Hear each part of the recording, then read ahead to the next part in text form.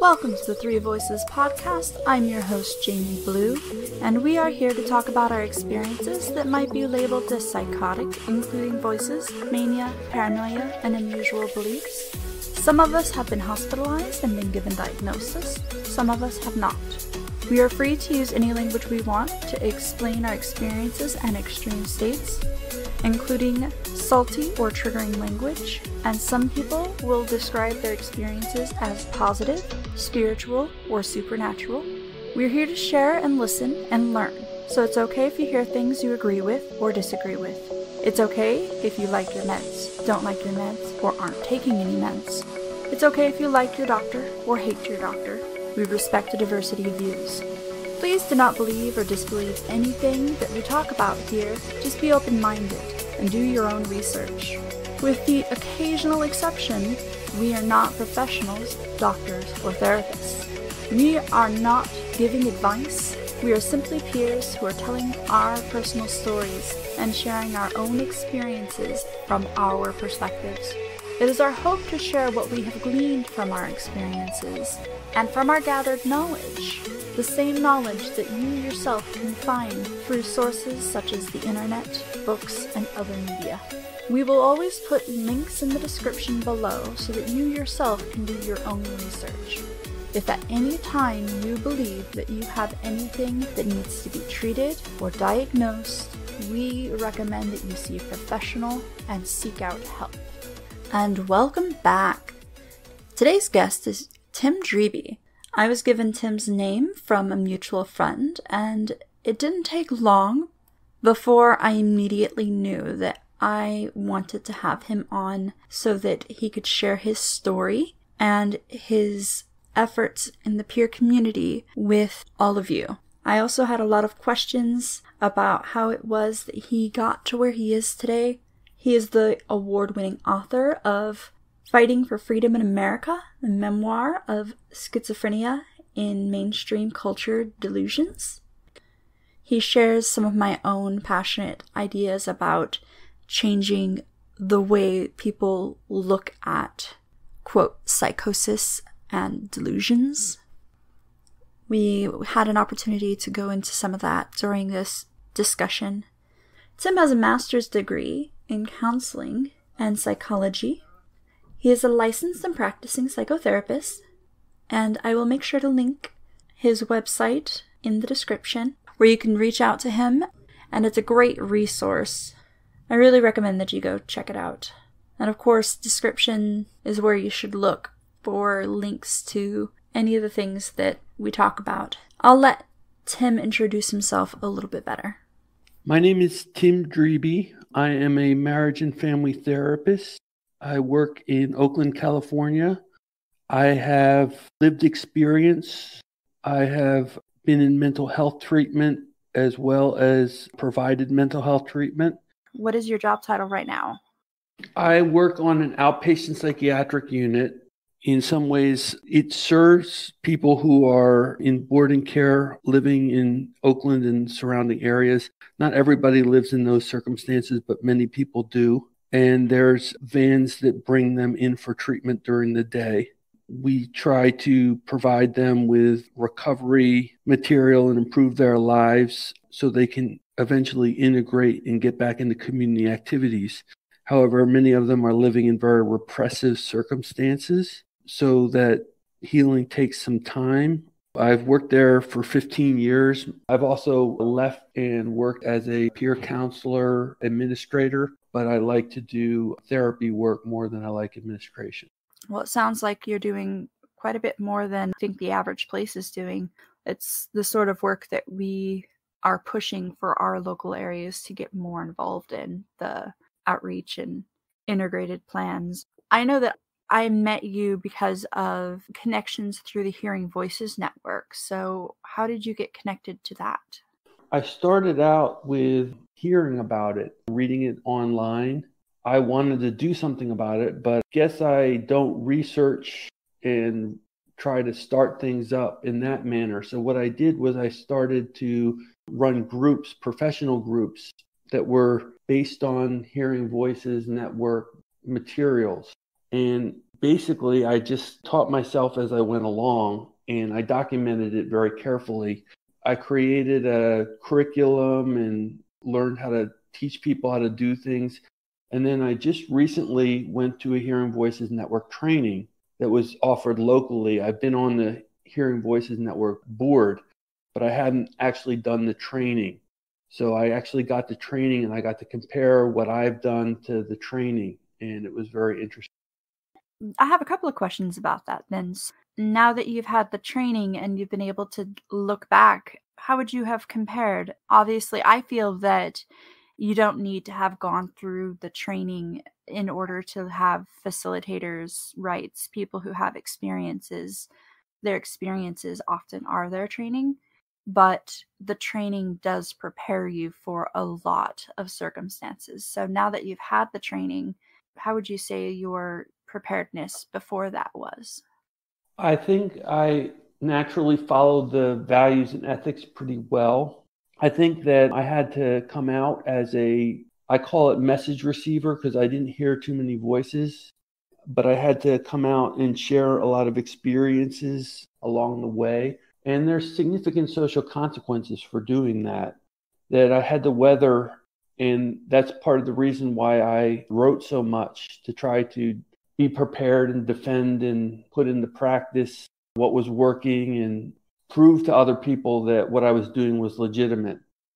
I'd say the one thing that I learned from the training was that there are times that as a clinician, I am trained to protect people from over traumatizing themselves.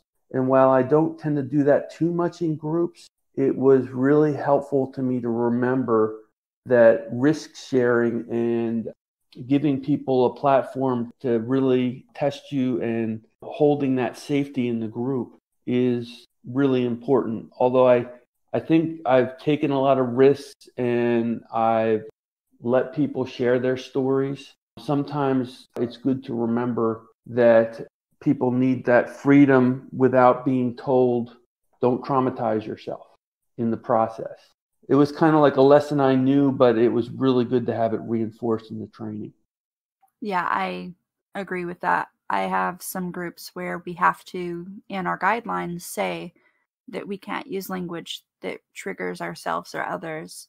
And here on the podcast, we warn at the very beginning that we allow people to use whatever language, and that includes salty language.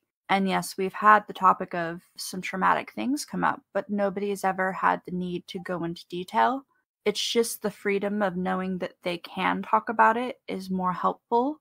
And I feel like in some circumstances, processing it is needed, but spiraling is, I think, what I think of as the words I use for those circumstances you're talking about, when people get stuck in it and they just keep going over it until they're no longer healing and they're pulling other people into that whirlwind with them. Spiraling is a good term.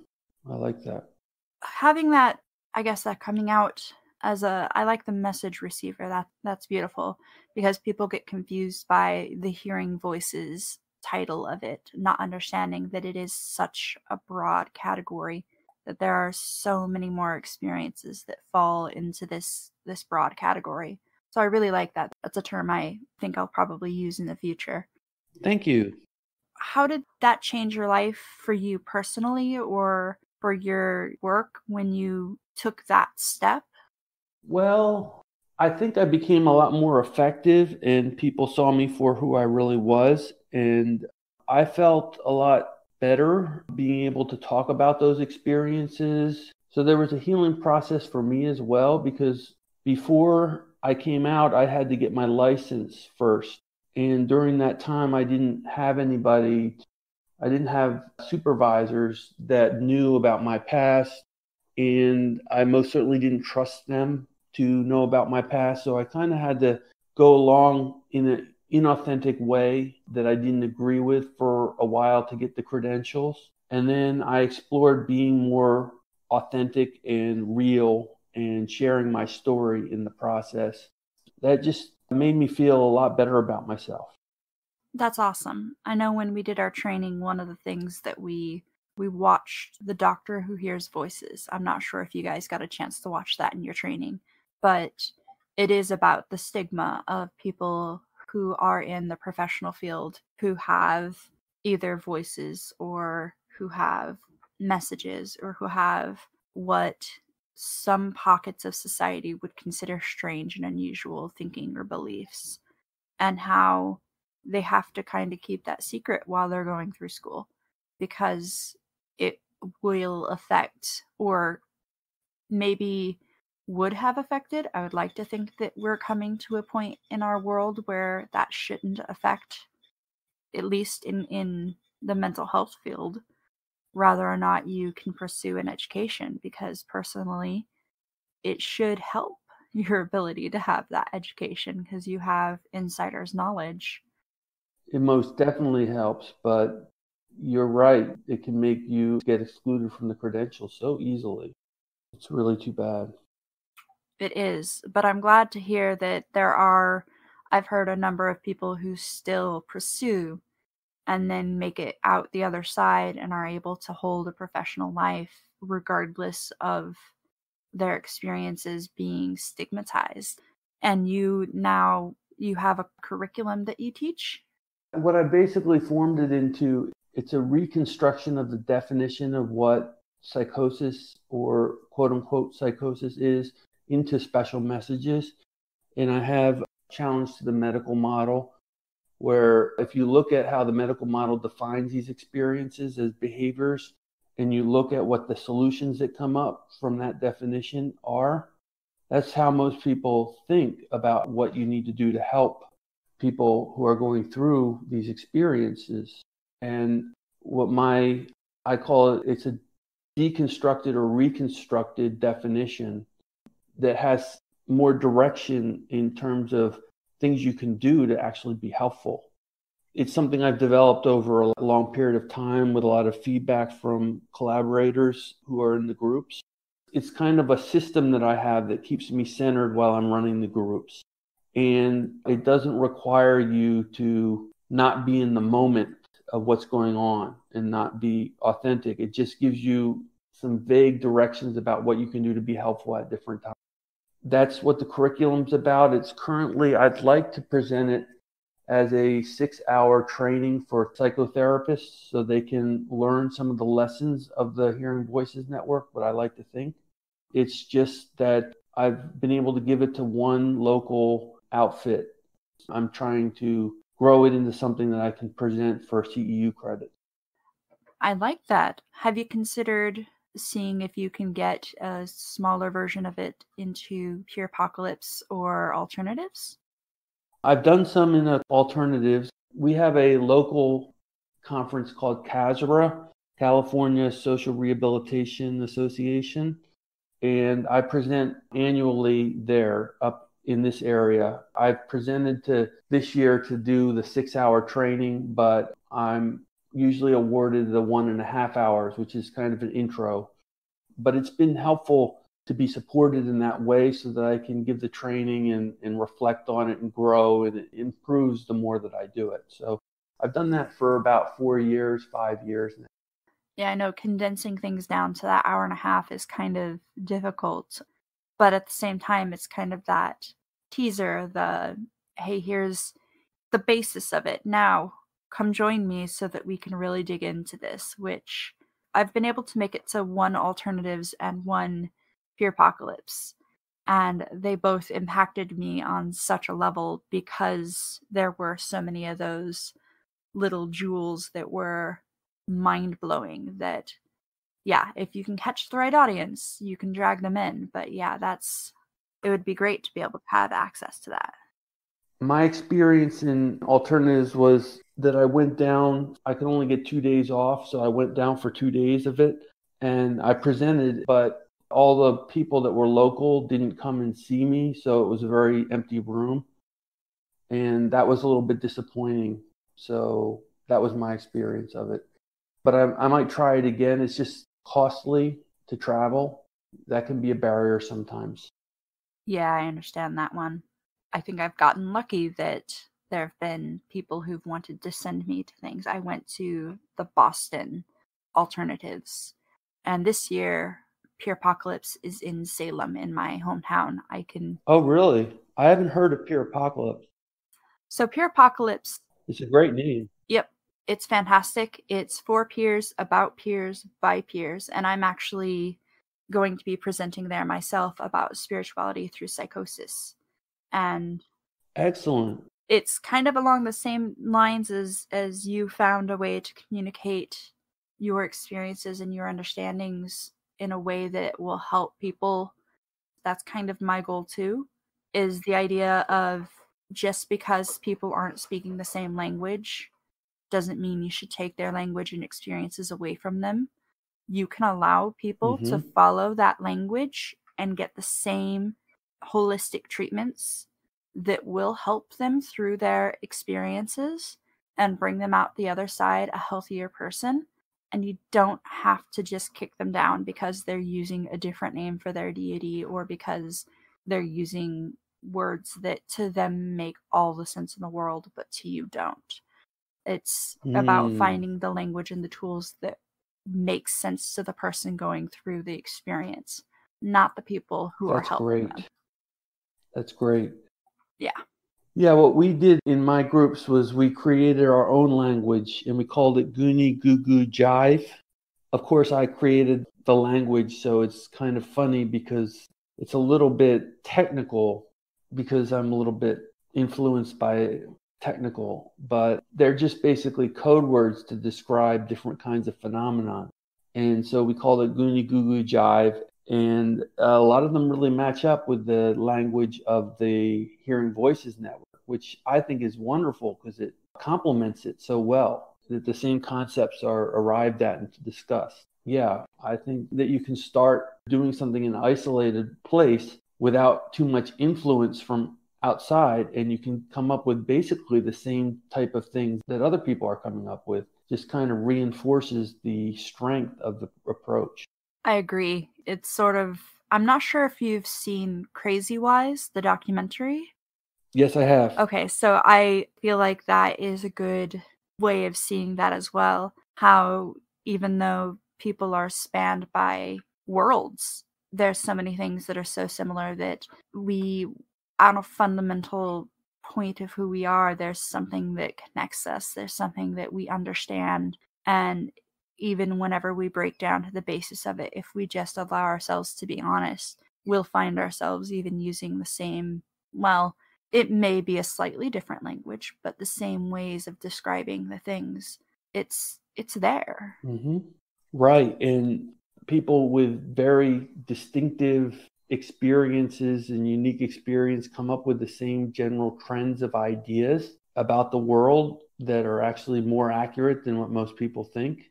It's just mind-blowing when you really hear people's stories and get them to really share about what's happening. There's so many similarities and differences too, but similarities that connect us across cultures. That's what I think Hearing Voices Network can do. It's a great tool for the modern world if you're in a diverse location to learn some really good cross-cultural skills. I agree with that. And I think it's great that you have figured out a way to be able to integrate that with what you do. And I think that I'm hoping that that is the direction that we continue to go. Yeah, I think it's really important. I've been doing it for about 10 years on the unit where I work. I used to get laughed at a lot. Now people listen to me more. It's just taken a lot of time to take root. But I think that once it can take root and people start to listen, that it can change the way people meet and greet the experiences, and that's a really important step to take. And one thing I've learned is that for sure you want to respect the person who's going through it, to have their own language and their own experiences, things that they might share with you that blow your mind. And to start out with a structure that knows everything is not a good idea. Starting with something that is open and bringing people in and connecting people is what seems to work for me. Your typical settings, if you don't mind me asking, I'm most familiar with group settings, like support group settings. Is that the sort of settings that you work with as well? I've done a grant program that brought these groups into different places for a year and a half. So I have some experience with that, but the mainstay where I've developed this has been on, I call it the corridor, which is an old psychiatric wing that's no longer in use. We have group rooms, but it's not the ideal setting. It's kind of institutional, growing out of institutional, being very institutional. I participated as a peer counselor. I left that place and went to a place that had a very nice setting, but administration and also some of the politics of the peer movement can be complicated. The nice setting looked good on the outside, but wasn't as strong as the messed up setting back in the hospital for me. So I guess setting is important, and we work in a very repressive setting, and it's very frustrating, but we try to bring good things to that setting and do what we can. I'm learning a lot about that more recently. I am starting new groups in Salem, and one of them is in a homeless drop-in center where after the drop-in center closes, we get given a space.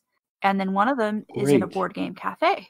And the groups that I get in those, because of the nature of the spaces, the people can be the same people, but the groups end up being very different groups just because of, I personally feel like it's the energy of the place, that the whole place holds an energy that it's almost like the drop-in center has an expectation as to what a group is supposed to look like there. Whereas a board game cafe, they're much more free and open, and we've watched documentaries about some far out fantastic things in order to help us explore our own language and our own experiences and help us be able to communicate better with each other. And we stay for 3 hours afterward to play games together. But yeah, I sometimes wonder how much that environmental energy does play a role into that. But I also have had that where the people who have those nicer looking outfits have the best of intentions, but I agree that sometimes doesn't always suit what is needed. I think it's a matter of knowing local culture and meeting local culture where local culture's at, and not coming in with your particular locale culture. You're presuming that you have to use the same fidelity measures or use the same structure in the new setting. I think you have to be flexible in how you bring the new concept to a new setting. I think that all places need this mentality inserted into it. And that basically, if you have it going in a place like where I work, and then you get it going into local places, you can kind of extract people from the negative places into the more positive places and create integration. Oddly, that's what I'm trying to do at the program where I work, is get people moving through there instead of stuck there, teaching them to find more positive settings.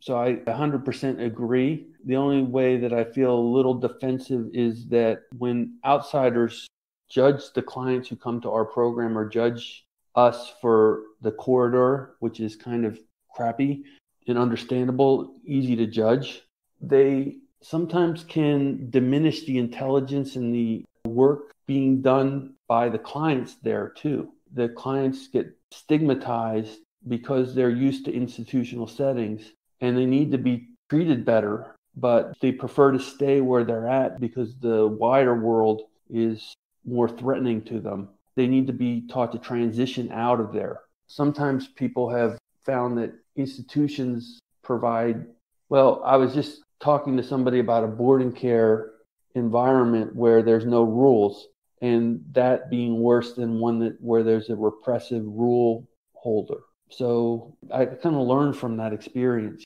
In the state hospital, I was miserable, and I thought it was so repressive, and it totally blew my mind as to how I was going to succeed outside that world. For 3 months, I was living there, and I just, when I got out, I couldn't change. I was changed by that experience. But it's also, I think, important to kind of make the services available to everybody, including the people who are in those settings, and give them a chance to get out of it. That's how I feel about it. It sounds like that's what you're doing. And it sounds like giving them a choice between a homeless shelter or a game cafe is a great way to slowly work them back into other culture. That's my feeling. The people who feel comfortable at the drop-in center, that's where I will meet them. And I will still encourage them to come to the game cafe. And part of the reason I set up the game cafe is because of the change of environment. It is a very upbeat environment, but it's also because it was a safe way to connect with people. You don't have to give them your number. You don't have to meet with them at a different place to start talking to people and not have to only talk about my mental illness or my experiences or only the things that we talked about in group, because I was noticing people who were talking about, I only get to talk to people when I'm talking about what's wrong. And that was kind of sad because I realized this is my passion and this is what I do, but that doesn't make it that way for everybody.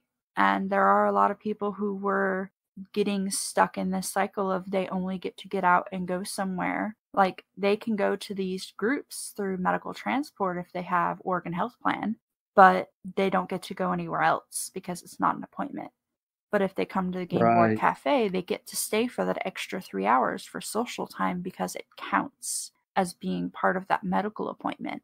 And they can stay and be a part of a community and not have to give them their personal information and not have to be vulnerable, which is... That's great. That vulnerability is, I think, what is hard for a lot of people because you want to become friends, but it's so hard to trust. Mm-hmm. Definitely. I guess some of what I've thought of is how to get people away from institutional places and into less institutional places. One of the things that we did with the Special Message Project was to hire peer counselors who were comfortable in institutional places and have them do outreach. In fact, some of them had been homeless, so they tended to want to outreach to the homeless more, so that was fine. We encouraged them to take the groups out to people, like take 2 people out and then meet 2 people out and do a little group there and try to get people then to see that the approach and the work is worth getting out to and connecting with other people. So the outreach people can actually take a person and take them to a group that's running. That's a good way to teach the integration, having somebody to travel with you a little bit or to get you started in the idea that this is worth talking about. Are you familiar with the open dialogue as well? Mostly I heard about it. I listened to your podcast and I learned a lot more about it from that. But I haven't modeled what I'm doing off of that quite as much. It's really sounds like a great approach and a really important approach. And again, the fact that it transformed things in Finland is amazing. And we need to transform things in different areas and find ways to adjust what they did in Finland to the local area so that it can be re-experienced. I think revolutions need to happen in different ways in different places. That's what I think. I agree with that. Finland works for Finland because it is its own unique pocket, but America, we don't really do anything normal. We don't. We do everything capitalist. Yeah, we like to be unique one way or another, which I can figure out a way to work with that, but I liked the ideas that came out of that. When the idea of open dialogue was introduced, I really just felt like that's what support groups are already trying to do. We just don't know how to connect all of the medical model stuff and get people's families involved. It's what we already want to do. We just didn't know how. Yeah, I agree. I wish that open dialogue was there for me. I think that the fact that it's not in the way treatment is provided in this country that encourages the cutoff of the family. At least in my case, it did. In the site where I'm at, where people have lost family and are just alone or cut off from their family, I'm trying to find ways to still provide a good experience and a chance to improve your life. But if we were organized and we didn't let that happen, and we trained families how to be there for their loved ones instead of institutionalizing them, it just takes out a lot of the pain. And it's really a great idea. It just needs to, I want to see it happen. It's just that people who missed the boat, I still want to see them do better too. It's hard for me to forget about them. I guess that's why I'm in a repressive environment. Also, I want to move out of it sometimes, but it's hard. It's changing too. So it's interesting that it's changing a little bit. But yeah, it's tricky. I have a lot of respect for the fact that you stay there. I don't know if I count myself lucky or not that I was never hospitalized.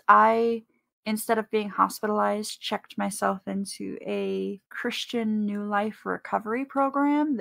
Wow. I'm not sure if that was any better or not, but coming out of the experience, I had a lot more respect for people who live in group homes where that is their life. They always have somebody who is running their life all the time. They never get to step out of that environment. And I know that that is life for so many people.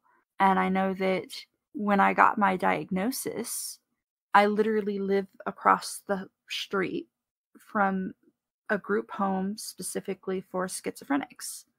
And I was given the diagnoses of schizoaffective bipolar type. And somebody made the joke of, oh, you don't have far to move. And it was like, I know they meant it as a joke, but it was like an intense fear of, I don't want that to be my life, because as much as it did me good for this short period of time, I don't want to believe that that has to be my entire life, which is what so many people are told. When it can be a temporary tool, it can be for long enough for you to get through your experience and get your skills and then get back out. But people are told it is for life. Yeah. And it sounds to me like you are there trying to help people understand it's not for life, that they can move up and out of that setting. That's what I'm trying to do. Thank you. Yeah, and that's so important. I had been a social worker, so I kind of knew the stick, and I knew not to trust when they offered me housing outside the hospital. I knew not to trust that. And I had a little bit of money, and I went and tried to do it on my own. And it was really, I was blessed to stay out of the homeless shelters and blessed to stay out of the stigmatized schizophrenia boarding care homes. The idea that it's going to be like that the rest of your life and that that's what everybody's telling you just keeps me up at night. Because I believe that myself. I was afraid I was headed there and there was nothing I could do about it. And it was very challenging. And if you just know you have to do it for so long and that there's a light at the end of the tunnel, it's not so bad. But when you think it's going to be the rest of your life, it's a total nightmare. At least that's what it was like for me. I kind of have more of a dream of an adult boarding school, of being, hey, come here, learn these skills, learn life management tools, learn mental health management tools, spiritual health management tools, graduate, choose what you want to do, have a period of time where you can continue to live at the boarding school while you transition into the world. That, I think, would be a model that I could get behind. I just don't know how to find. Essentially, I think it would have to be a closed down retirement home style place to make that happen. Yeah, I've heard of, that's kind of what Lang did in his houses over in, I think it was England, even though it was Scottish, but I've heard about his houses out there, and they're trying to recapitulate them in San Francisco, and the style was very interesting. It was different and it really helped people. It sounded interesting. I'll have to look into that. Yeah, it'd be nice to have something like that. I guess it depends to me, like, on what you've experienced on the way up, what works for you. College was a commuter campus for me, and I didn't have a lot of collegiate experience. So the idea of a boarding home, living in a dorm or something like that, is kind of scary to me, whereas it works for a lot of people. I think it's a much better way to look at it. This is a course you take, you get credit for it, that you get something for doing it. They do that in Cuba. I have a friend who told me a little bit about how they did things in Cuba, and they had boarding schools like that. I think it's a much better model. See, hearing that they have stuff like that already in place in other places gives me hope, because it means that there are models to work off of and it can be done. There's just a matter of resources, funding, location, and backing, because that's ultimately the thing that stops this stuff from happening here is, do you have the land and do you have the money? Because there are a lot of us with the skills that would love to work in those sorts of places, and there are a lot of people who would like to be in them. It's just the rest of it. Yeah, I agree. Yeah, I agree 100%. Getting the resources together, it's so much about resources in this country, and the divide between people who are working and people who aren't is huge, and it's a huge divide. And I like to think of some place you go and you work and you learn how to work in it, and then you stay in it, and then you transition out of it, but you help transition other people out of it. Kind of like to have an AA where people can get sponsors and they can get people who can hook them up with jobs and hook them up with integration, because they don't leave them behind. I think that's so important. That kind of, I'm not leaving people behind, I'm reaching out because I can, is so important. And the problem is that people who do that are so stigmatized that they have to sacrifice potentially their own spot to be able to do that. And it's tricky. It's really a shame the way it is now.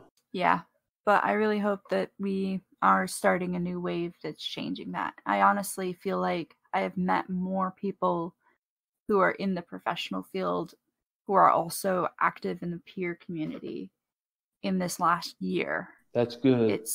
I don't know if it's because they're coming out of the closet or if it's because I'm paying attention, but seems like there are a lot more.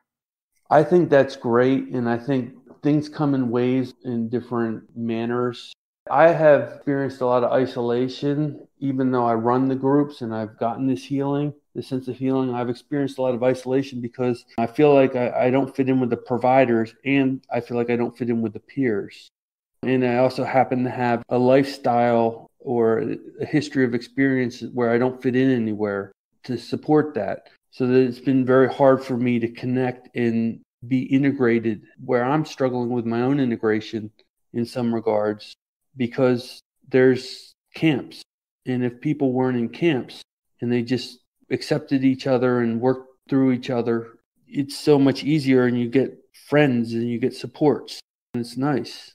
It's just hard because that doesn't always happen. And I'm trying to challenge myself to do that a little bit more for myself in general with this Hearing Voices Network training, to try to reach out to people more, get a little more support, because I think it's important. I agree with that. I do. Thank you for sharing that, because I think that people get lost on that too. The willingness to reach out, even though you are in a leadership position, people want to pretend that it should be easier for you, and it's not necessarily any easier. Thank you. Yeah, it's true. What is so hard is that I think people get into camps and fight a lot. Anti-psychiatry versus people who accept psychiatry.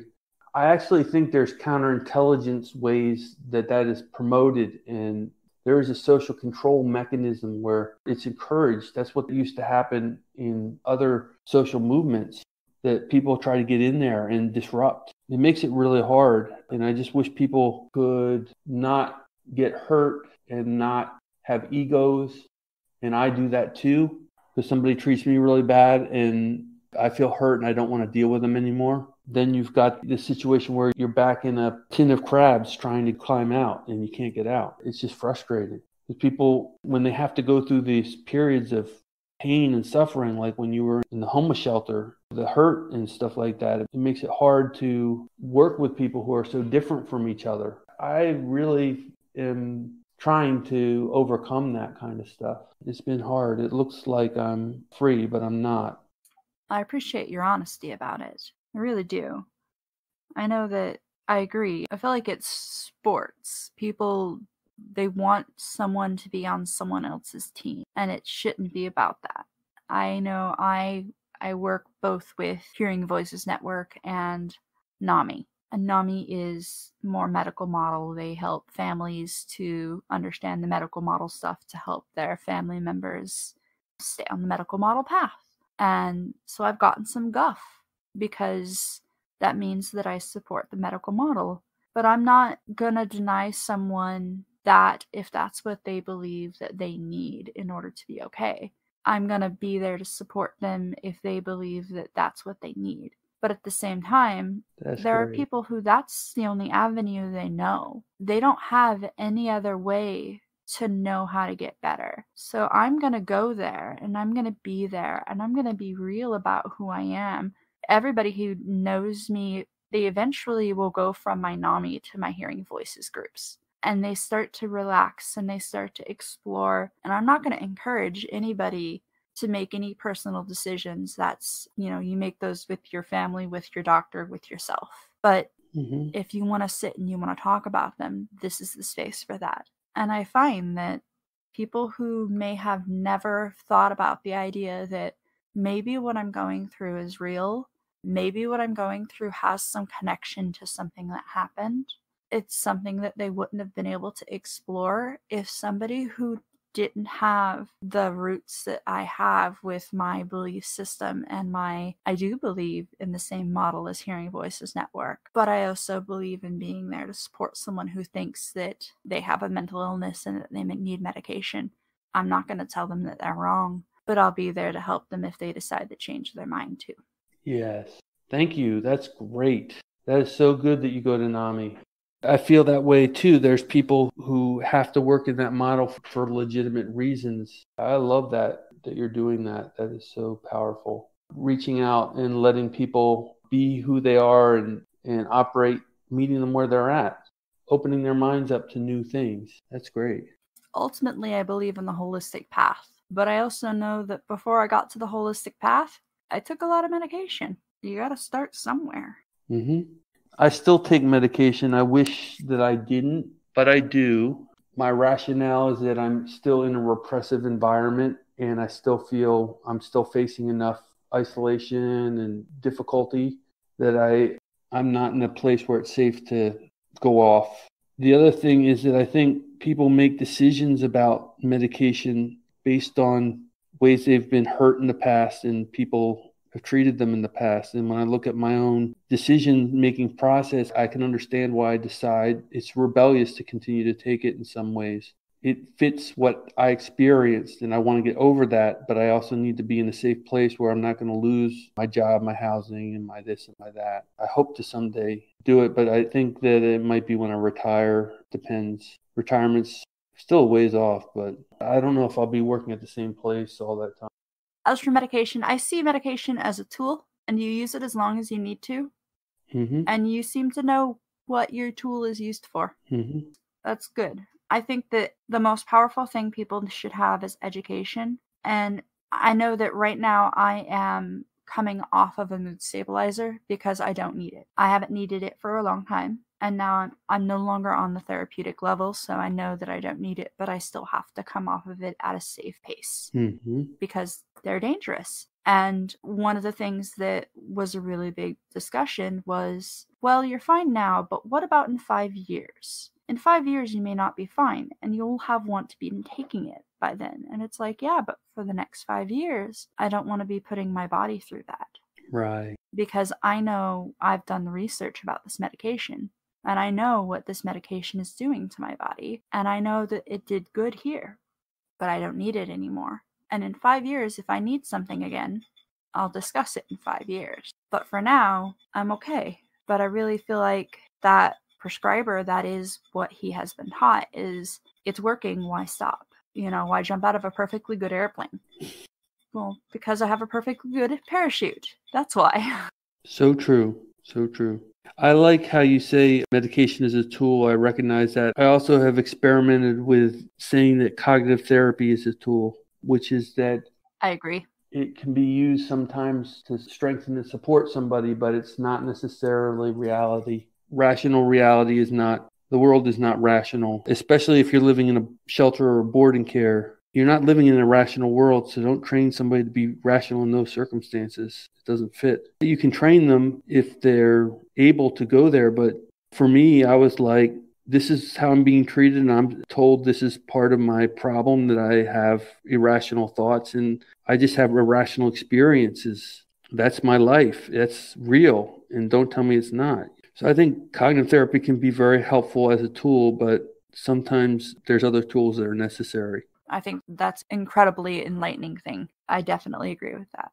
If everything worked perfectly, it would work perfectly. But I know personally, I'd like to say that common sense is not common. Common sense, it's a term we use to describe the things that we grew up knowing. I didn't grow up knowing the same things you knew. So what would be common sense to me is not common sense for you, and vice versa. So those sorts of therapies are not one size fits all. Yes, that's so true. They're good exercise. They're good, tools to learn. They're important. There was a stage in my recovery where I totally needed that. But before I needed it, it wasn't helping me in the least. It's interesting. People need different things at different times. They need eclectic strategies to try to work through these things, different kinds of strategies.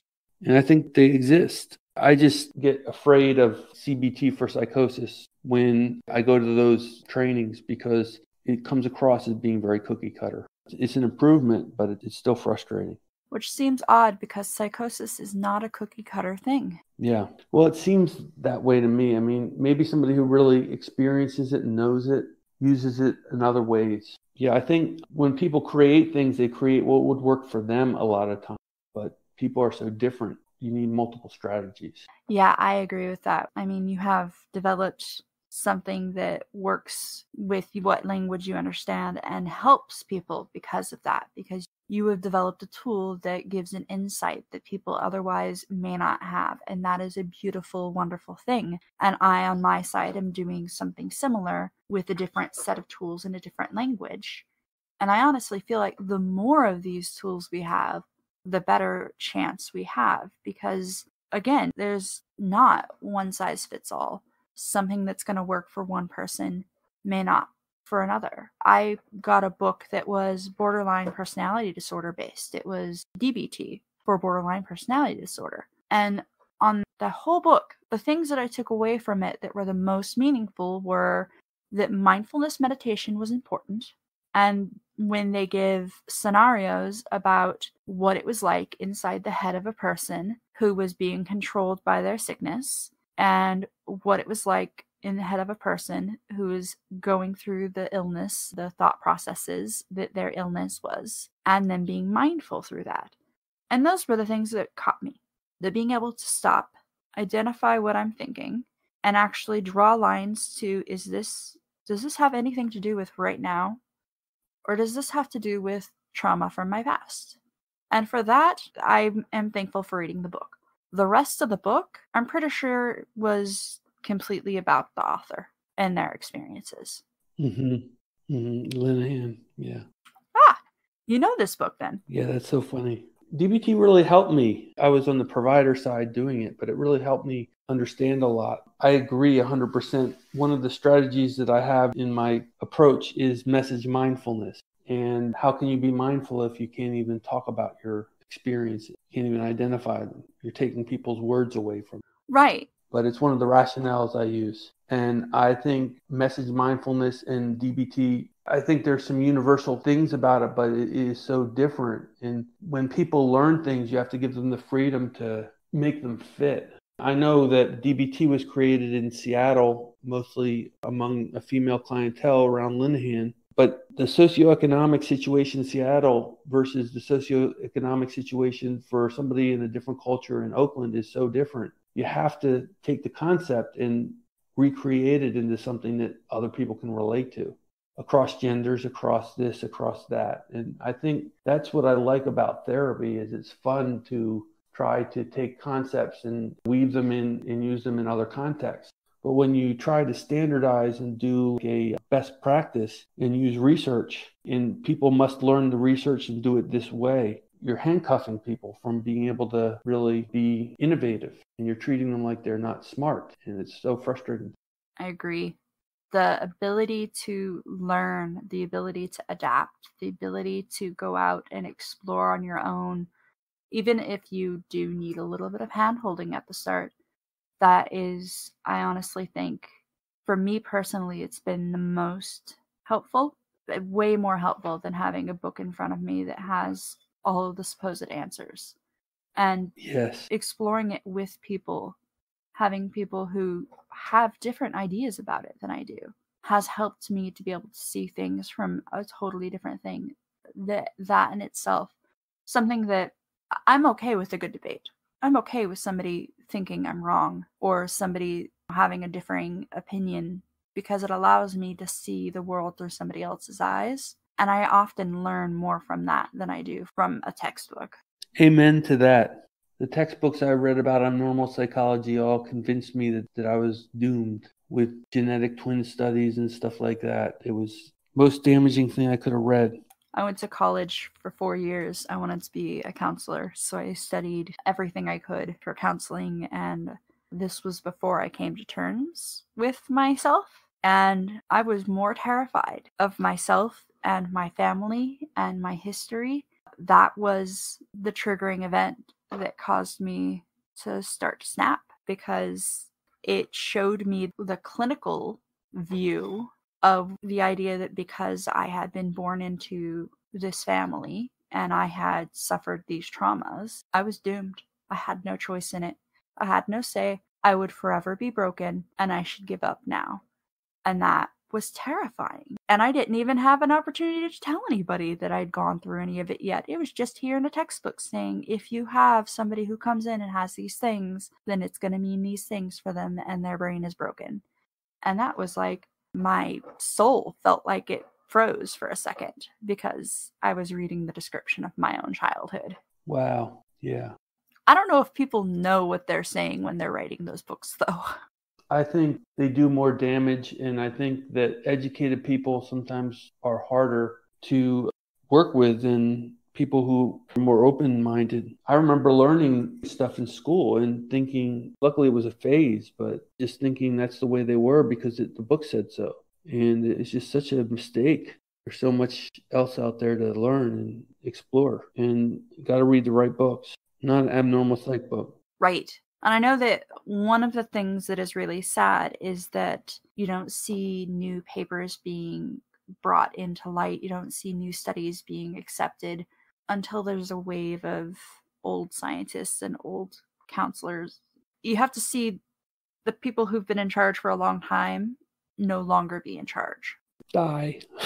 Exactly. I didn't know if I wanted to say it, but yeah, they have to kind of die off so that they can't say no anymore. And it's not because these things aren't true, it's because they can't let their work be polluted. And it's more of a, again, sports and pride. And then when they die, new papers are allowed to come in and their stuff gets erased because we've had this evidence for years. We just weren't allowed to put it forward. So true. And same thing happens with presidents. Like they finally release information about the Kennedy era and you realize some of the things that were happening back then, and you realize they're probably still happening now, and that can explain some of what I've been through. It's just so frustrating when there's intelligence and secret societies and communities that withhold, perpetuate myths and stuff like that. It's a definite theme in my life and experience in my life. And yeah, it's so nice to be liberated from that. I agree. I remember when they finally admitted to, oh yeah, we kind of have been paying attention and recording through cell phones and stuff. I think it was yesterday I read an article about how the Google smart home door locks have always had a camera in them. They just forgot to tell you. Google doesn't really need to spy on us that much. They already have. There's a dot in the room with me right now that's listening. My light bulb knows when to turn off and on based on when I tell it what percentage to be on. My whole house is wired. They admitted that, yeah, we can turn on your computer and watch you anytime we want. We can because we're the government, and if we feel there's a security threat, we're going to. And it's like, how many people have been locked up because they were paranoid that the government was watching them? And it turns out it's true. Yeah, I have a story I like to tell about hearing that in a group, and somebody said, there's cameras in TVs, and the TVs interact. And I saw some weird things on TV. that were, I was convinced were, CIA tapes, just some things that didn't seem right that I thought I was getting personally. But when I remember hearing that and saying, yes, I think that's possible, but kind of deep in my heart thinking, probably not in TVs. And then WikiLeaks comes out and they're in TVs, and it's like the whole time the person was right. And who's to say he wasn't under surveillance like he thought he was? It's just so disturbing. It's disturbing but funny at the same time. And that's why one of the definitions I have in my stuff is that sometimes people think things that are more correct than what mainstream people think. And that's, if you admit that, you could be in trouble. Yeah. And it's just something to keep in mind. It's wild. I've realized in my groups, when there's a few of us, the fewer there are, the more availability we have for check-in. And because of that, there have been times everybody gets a quick check-in and then we just have open conversation. Anybody wants to talk about anything, we can. And I find that there's been very few times where I've had to stop anybody. And I think I've had to stop somebody twice in 2 years. And when you really listen to somebody, even when they're saying something that may not make sense, when you really listen to what they're saying and you get past the fact that they're using a lot of emotion, you can hear what really is important and what they're really saying. And I find that the more emotion people have tied to something, that's when things get jarbled. And I've watched somebody who literally, while they're discussing what's going on with their thoughts, it's like they're discovering their thoughts while they're talking about it. What I got out of it in the end was how when you're homeless, you can't use the restroom anywhere. You can't pay to use the restroom. And they won't let you use the restroom because you smell like pee, because the last person wouldn't let you use the restroom either. So when the apocalypse comes, what are you going to use? Toilets to pay for things? Because they seem to be so valuable that you can't give somebody $5 to let you go use them. And the rant that got that information out, if you don't know what you're listening to, completely sounds jarbled. It is the most absurd rant in the world. But ultimately, I agree. Public bathrooms should not be something you have to pay and beg for.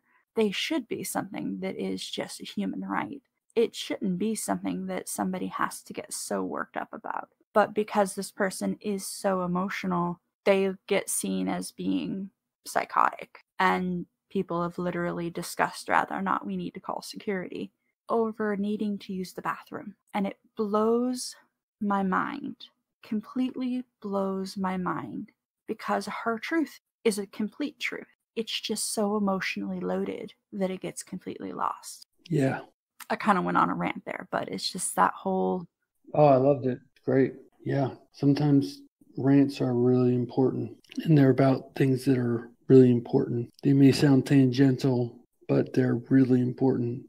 I care about the people who come in and spend time willing to be able to work through their stuff. And some people don't really understand that some of the things that they need are fairly simple. It doesn't really need to be a huge bunch of effort to be able to help people. Little things can make a huge difference in people's lives. It's just a matter of whether or not you're willing to listen to find out what needs to change. I'm glad that people like you are out there and willing to work where people need to be working, because the nitty-gritty places still need to be worked at. And yeah, I have the luxury of still being able to work in a cafe as well as a drop-in center, but I'll go to wherever I'm needed. Well, I admire that you do that, and I think that is really important. It's great. You have great points, and I really just appreciated talking to you so much. I admire how you're making a change and you're making it happen. Really cool. So is there anything that you want to plug in addition? Well, thank you. I have a book, memoir that I've written. I have a website. If people are interested in some of what I write, they can check it out. My book is available at a low cost. Yeah, the website's www.timdreby.com. I'm trying to get some alternate perspectives out there through the website. So appreciate it if anybody wants to stop by. That'd be great. I will definitely link that all in the description. I guess your website would be the best way to contact you. Yes, that would be a great way to contact me. I'm always checking my website and wanting to see clicks, and I'd love to get back to people. Fantastic. That's excellent. All right. Thank you so much for coming and talking and sharing your story and what you do. I hope to, maybe not this year, but maybe next year, we can see you at Pure Apocalypse. I think now that I know about it, which is just great, where is it going to be next year? So next year, it will still be in Oregon, but I think it should be back at Seaside. If you have interest, you let me know. Yeah, I'll Google it. Yeah. I'm sure it's on Google. And it's been great talking to you. Oh, absolutely. Just found talking to you really wonderful. I really had a good time. Thank you. Thank you. And maybe once we have an opportunity, I'm hoping to have a couple of opportunities to have a few peers on at a time for a few topics. If that's something that interests you, I'd love to have you back. Absolutely. Excellent. Totally interested. Thank you so much. And thank you for listening to the Three Voices podcast. We'd love for you to be a part of the conversation. So if you have any questions or comments, please reach out to us at our Facebook page, Instagram, Twitter, or through Gmail. Until next time, don't forget to take care of yourself and each other.